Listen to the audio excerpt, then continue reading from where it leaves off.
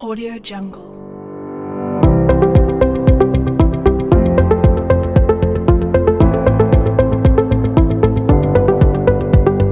Audio Jungle.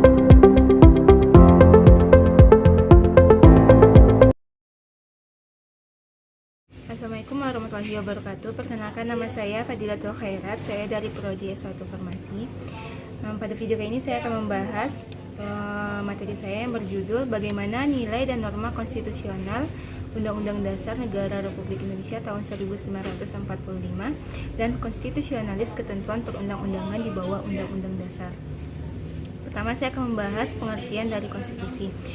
Konstitusi memiliki dua artian. Yang pertama dalam artian sempit dan artian luas. Artian sempit merupakan suatu dokumen atau seperangkat dokumen yang berisi aturan-aturan dasar untuk menyelenggarakan suatu negara. Dan dalam artian luas merupakan peraturan baik tertulis maupun tidak tertulis yang menentukan bagaimana lembaga negara dibentuk dan dijalankan. Di sini konstitusi memiliki 5 fungsi. Yang pertama sebagai landasan konstitusionalisme. Yang kedua untuk membatasi kekuasaan pemerintah, di mana di sini konstitusi berfungsi untuk melindungi hak-hak dari warga negaranya agar pemerintahan tidak bertindak sewenang-wenang. Yang ketiga berfungsi sebagai dasar hukum. Yang keempat, konstitusi berfungsi sebagai landasan untuk menyelenggarakan suatu negara dan menjamin hak-hak asasi manusia, di mana di sini pemerintah mengedepankan kebebasan bagi warga negaranya.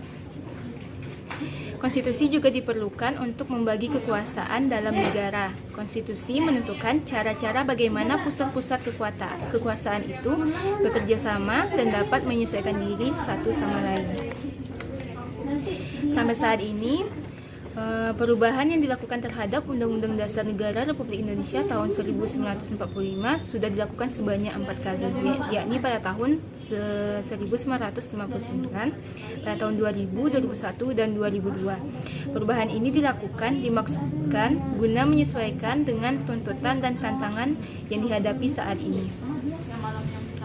Dan Undang-Undang Dasar Negara Republik Indonesia tahun 1945 sebagai konstitusi negara Indonesia memiliki kedudukan berdasarkan hukum dasar atau konstitusi.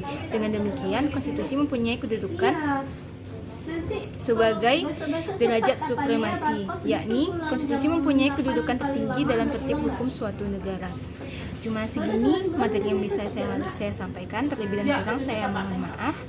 Apabila ada kata yang salah, saya minta maaf.